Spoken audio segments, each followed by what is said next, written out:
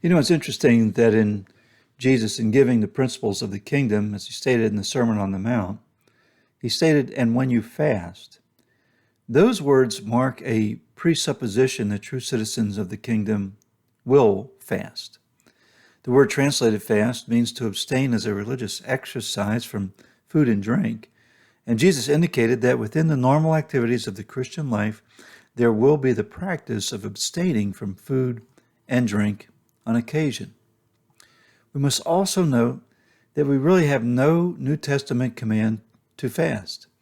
In fact, we only find one command in the Bible to fast, and that was for Israel on the Day of Atonement. We see that in Leviticus chapter 16, verse 29. Let me read it to you. "And it shall be a statute to you forever, that in the 7th month, on the 10th day of the month, you shall afflict yourselves, and shall do no work, either the native or the stranger who sojourns among you." The nation of Israel fasted in fulfillment of this command for self-affliction. This commandment ceased when in the finished work of Christ on the cross, where he atoned for our sin. Nevertheless, the teaching of the Old Testament and the New Testament scriptures clearly establish a precedent for fasting. So what does fasting do? First, let's look at what it should not do. Fasting should not become a show designed to impress others. This is clearly what Jesus was stating in this passage in Matthew when he stated, "And when you fast, do not look gloomy like the hypocrites, for they disfigure their faces, that their fasting may be seen by others. Truly I say to you, they have received their reward."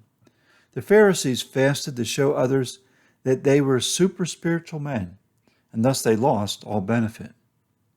Additionally, we should not fast as some sort of superstitious exercise, which considers that fasting as a ritual that brings about whatever we want.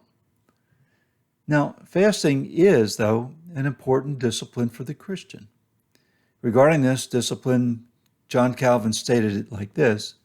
He says, "Many, for want of knowing its usefulness, undervalue its necessity, and some reject it altogether as superfluous, while on the other hand, there are where the proper use of fasting is not understood, it easily degenerates into superstition." So what is fasting? In the Leviticus passage, we see the heart of what fasting really is. Let me read the passage again to you. "And it shall be a statute to you forever, that in the 7th month, on the 10th day of the month, you shall afflict yourselves, and shall do no work, either the native or the stranger who sojourns among you." This verse moved Israel to fast on the Day of Atonement. And in this verse, the Hebrew word for afflict means to humble or to afflict oneself. The idea of this verse in its context is one of self-denial as an act of humility. Fasting is the act of depriving oneself of food and drink as a heartfelt recognition of our own inabilities and our desperate need for God. It is our preface in times of desperation when we come to the end of ourselves and seek after God to do something because we're so desperate for Him to move. Therefore, true citizens of the kingdom will fast.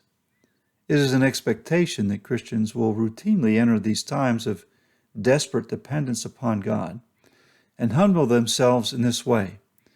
Thus, while fasting is not always a part of prayer, prayer is always a part of fasting, because prayer and fasting really demonstrate our desperate need and dependence on God to move in a mighty way.